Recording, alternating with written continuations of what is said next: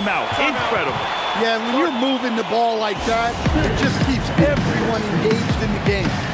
Now a timeout called by Atlanta. Jalen Green, he's checked in for Peyton.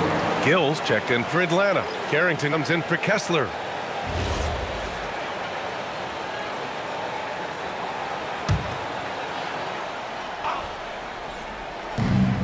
A minute 37 left to play in the third. Sends it home from three-point land. Lackluster defense, showing no desire to chase shooters off that line. Oh, from the rafters! That is incredible. Oh, my goodness. MP tried to bring the house down. Pass to Gill. With a step back. And misses it off the right side of the rim. That's 2 points they should have had. I'm sure he'd love to. Oh, my God. I can't believe he just did that. Wow. Well, look, the defense has got to try a different plan on MP because what they're doing now is clearly not working. It's stolen away. 41 seconds left in the third quarter. Pass to Daniels. Now here's Carrington. The three ball. Daniels misses. It's tough to get open in this league, and when you do, it hurts not to capitalize. They're really settling into a nice rhythm now, starting to gain the upper hand. Yeah, you're seeing their offense in a flow. Now it's time for their defense to turn up the heat a little more. It's Carrington on the wing. Now here's Daniels. He's covered closely.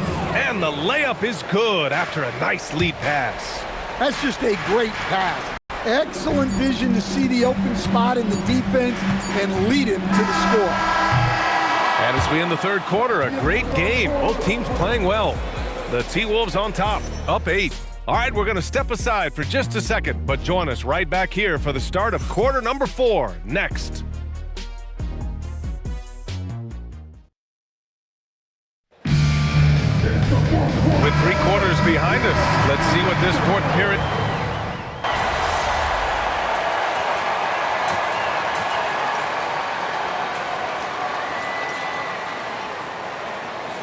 Deciding to change it up. All right, guys, what's your take on the hustle stats for the Timberwolves? Well, the defense hasn't done nearly a good enough job of getting back in transition, and they've taken advantage, racking up fast break points against them. Also, lots of hustle on the offensive end, following shots and creating tons of second chance opportunities. They've got MP and it's Stone in at the center position. So that's the lineup from Minnesota. Here's MP. Oh! Wow! Yes, sir! The finish with the jam. That's on the D there. I mean, you got to push MP further away from the basket or you can expect this to happen. The Hawk call timeout. Carrington, he's checked in for the Hawks. Time now to hear from our reporter, Allie LaForce. Hi, guys. Over that break, I was able to catch the message the Hawks coach was giving to his team. Coach wanted his guys to ignore the scoreboard. He said, don't even look at the numbers. Just take it possession by possession, make every chance count, and we'll see where we stand at the end of this game. Back to you guys. Good job there, Allie. Thanks. They really have a commanding lead, not just in points, but in rebounds as well. Down it goes! Well, that's superb balance shown by MP there, not allowing the contact to throw him off. Over 2.5 minutes in the books here in the fourth. Daniels! Oh, the offensive struggles continue. Missing again. Here's Grantham.